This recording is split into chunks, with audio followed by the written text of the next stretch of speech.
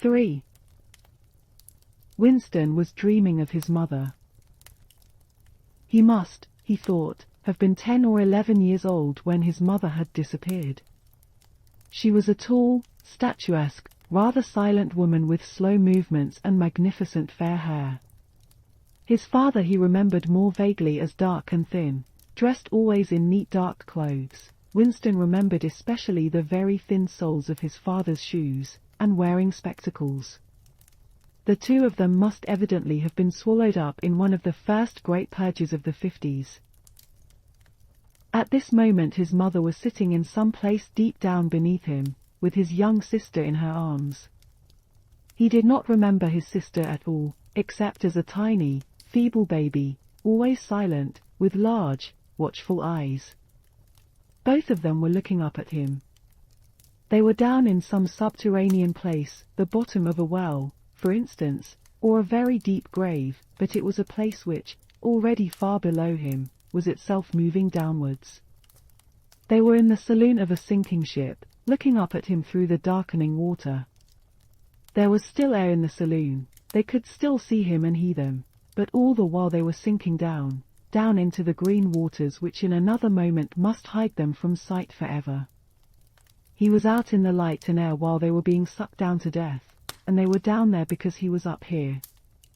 He knew it and they knew it, and he could see the knowledge in their faces.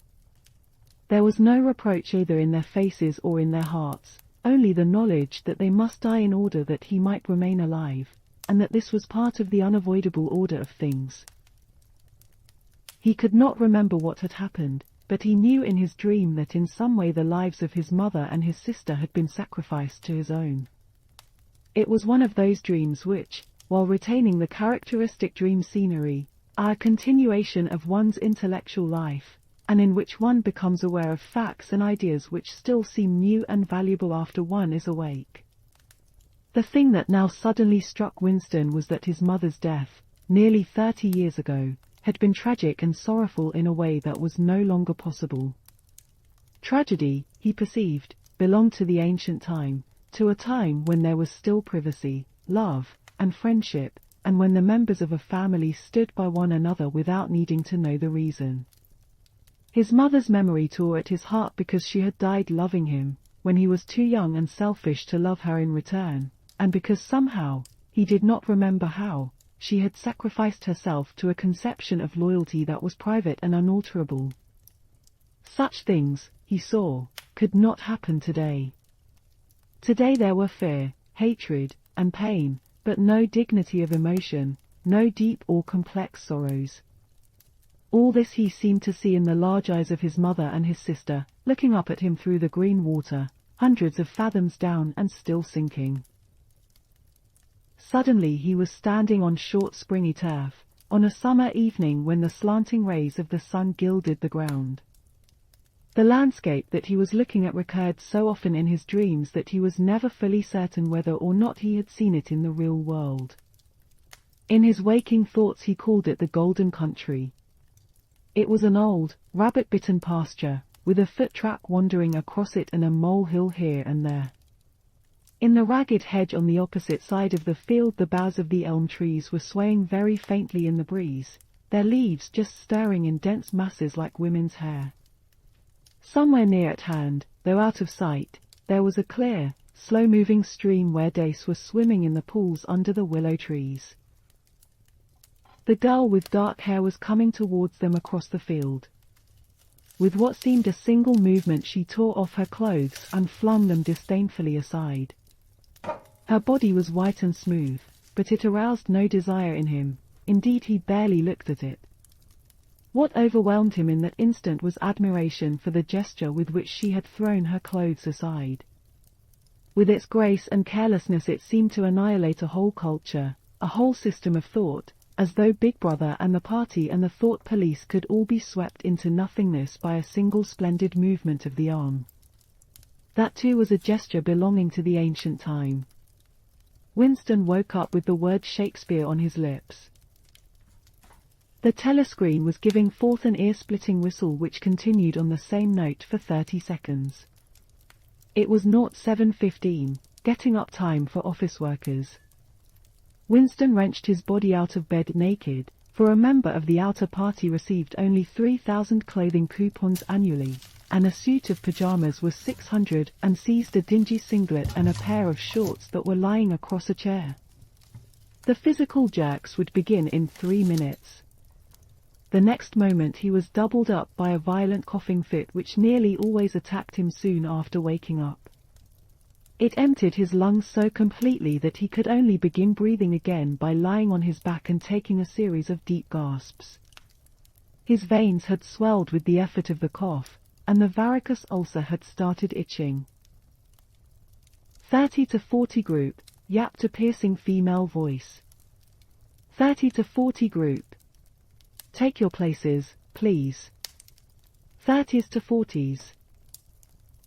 Winston sprang to attention in front of the telescreen, upon which the image of a youngish woman, scrawny but muscular, dressed in tunic and gym shoes, had already appeared.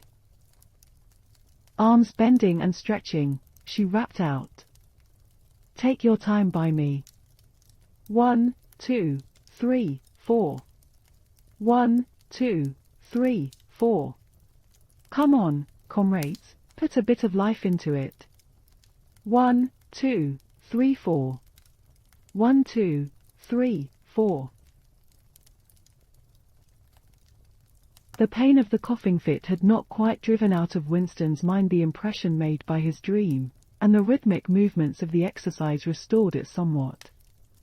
As he mechanically shot his arms back and forth, wearing on his face the look of grim enjoyment which was considered proper during the physical jerks, he was struggling to think his way backward into the dim period of his early childhood. It was extraordinarily difficult. Beyond the late 50s everything faded. When there were no external records that you could refer to, even the outline of your own life lost its sharpness.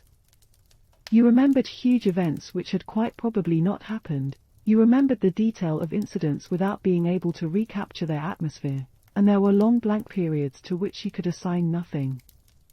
Everything had been different then. Even the names of countries, and their shapes on the map, had been different.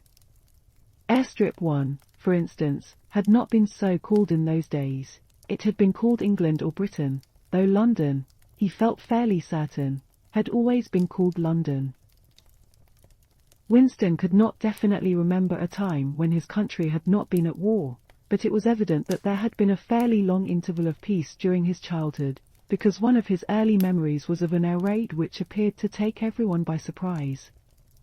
Perhaps it was the time when the atomic bomb had fallen on Colchester.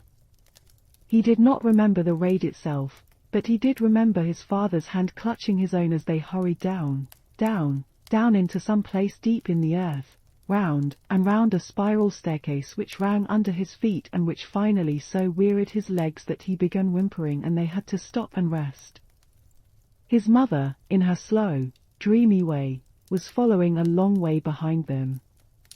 She was carrying his baby sister, or perhaps it was only a bundle of blankets that she was carrying.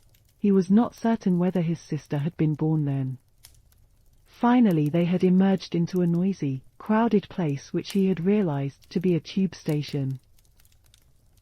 There were people sitting all over the stone-flagged floor, and other people, packed tightly together, were sitting on metal bunks, one above the other.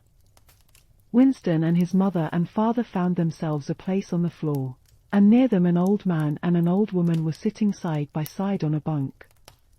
The old man had on a decent dark suit and a black cloth cap pushed back from very white hair. His face was scarlet and his eyes were blue and full of tears. He reeked of gin. It seemed to breathe out of his skin in place of sweat, and one could have fancied that the tears welling from his eyes were pure gin. But though slightly drunk he was also suffering under some grief that was genuine and unbearable. In his childish way Winston grasped that some terrible thing, something that was beyond forgiveness and could never be remedied, had just happened. It also seemed to him that he knew what it was.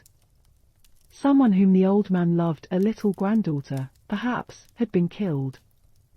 Every few minutes the old man kept repeating, "We didn't ought to have trusted 'em. I said so, Ma, didn't I?" That's what comes of trusting em. I said so all along. We didn't ought to have trusted the buggers.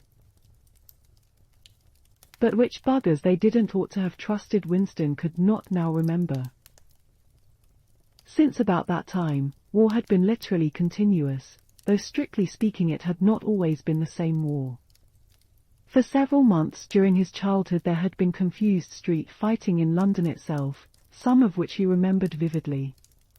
But to trace out the history of the whole period, to say who was fighting whom at any given moment, would have been utterly impossible, since no written record, and no spoken word, ever made mention of any other alignment than the existing one.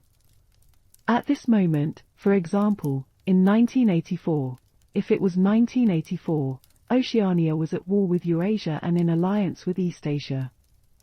In no public or private utterance was it ever admitted that the three powers had at any time been grouped along different lines. Actually, as Winston well knew, it was only 4 years since Oceania had been at war with Eastasia and in alliance with Eurasia. But that was merely a piece of furtive knowledge which he happened to possess because his memory was not satisfactorily under control. Officially the change of partners had never happened. Oceania was at war with Eurasia, therefore Oceania had always been at war with Eurasia. The enemy of the moment always represented absolute evil, and it followed that any past or future agreement with him was impossible. The frightening thing, he reflected for the 10,000th time as he forced his shoulders painfully backward, with hands on hips, they were gyrating their bodies from the waist, an exercise that was supposed to be good for the back muscles. The frightening thing was that it might all be true. If the party could thrust its hand into the past and say of this or that event, it never happened, that, surely, was more terrifying than mere torture and death. The party said that Oceania had never been in alliance with Eurasia. He, Winston Smith, knew that Oceania had been in alliance with Eurasia as short a time as 4 years ago. But where did that knowledge exist? Only in his own consciousness, which in any case must soon be annihilated. And if all others accepted the lie which the party imposed, if all records told the same tale, then the lie passed into history and became truth. Who controls the past, ran the party slogan, controls the future, who controls the present controls the past. And yet the past, though of its nature alterable, never had been altered. Whatever was true now was true from everlasting to everlasting. It was quite simple. All that was needed was an unending series of victories over your own memory. Reality control, they called it, in Newspeak, doublethink. Stand easy, barked the instructress, a little more genially. Winston sank his arms to his sides and slowly refilled his lungs with air. His mind slid away into the labyrinthine world of doublethink. To know and not to know, to be conscious of complete truthfulness while telling carefully constructed lies, to hold simultaneously two opinions which cancelled out, knowing them to be contradictory and believing in both of them, to use logic against logic, to repudiate morality while laying claim to it, to believe that democracy was impossible and that the party was the guardian of democracy, to forget whatever it was necessary to forget, then to draw it back into memory again at the moment when it was needed, and then promptly to forget it again, and above all, to apply the same process to the process itself. That was the ultimate subtlety, consciously to induce unconsciousness, and then, once again, to become unconscious of the act of hypnosis you had just performed. Even to understand the word doublethink involved the use of doublethink. The instructress had called them to attention again. And now let's see which of us can touch our toes, she said enthusiastically. Right over from the hips, please, comrades. 1, 2. 1, 2. Winston loathed this exercise, which sent shooting pains all the way from his heels to his buttocks and often ended by bringing on another coughing fit. The half-pleasant quality went out of his meditations. The past, he reflected, had not merely been altered, it had been actually destroyed. For how could you establish even the most obvious fact when there existed no record outside your own memory? He tried to remember in what year he had first heard mention of Big Brother. He thought it must have been at some time in the 60s, but it was impossible to be certain. In the party histories, of course, Big Brother figured as the leader and guardian of the revolution since its very earliest days. His exploits had been gradually pushed backwards in time until already they extended into the fabulous world of the 40s and the 30s, when the capitalists in their strange cylindrical hats still rode through the streets of London in great gleaming motorcars or horse carriages with glass sides. There was no knowing how much of this legend was true and how much invented. Winston could not even remember at what date the party itself had come into existence. He did not believe he had ever heard the word ingsoc before 1960, but it was possible that in its old speak form English socialism, that is to say, it had been current earlier. Everything melted into mist. Sometimes, indeed, you could put your finger on a definite lie. It was not true, for example, as was claimed in the party history books, that the party had invented aeroplanes. He remembered aeroplanes since his earliest childhood. But you could prove nothing. There was never any evidence. Just once in his whole life he had held in his hands unmistakable documentary proof of the falsification of an historical fact. And on that occasion, "Smith!" screamed the shrewish voice from the telescreen. 6079 Smith W. "Yes, you. Bend lower, please. You can do better than that. You're not trying. Lower, please. That's better, comrade. Now stand at ease, the whole squad, and watch me." A sudden hot sweat had broken out all over Winston's body. His face remained completely inscrutable. Never show dismay. Never show resentment. A single flicker of the eyes could give you away. He stood watching while the instructress raised her arms above her head and, one could not say gracefully, but with remarkable neatness and efficiency, bent over and tucked the first joint of her fingers under her toes. "There, comrades. That's how I want to see you doing it. Watch me again. I'm 39 and I've had 4 children. Now look." She bent over again. "You see, my knees aren't bent. You can all do it if you want to," she added as she straightened herself up. "Anyone under 45 is perfectly capable of touching his toes. We don't all have the privilege of fighting in the front line, but at least we can all keep fit. Remember our boys on the Malabar front. And the sailors in the floating fortresses. Just think what they have to put up with. Now try again. That's better, comrade, that's much better," she added encouragingly as Winston, with a violent lunge, succeeded in touching his toes with knees unbent, for the first time in several years.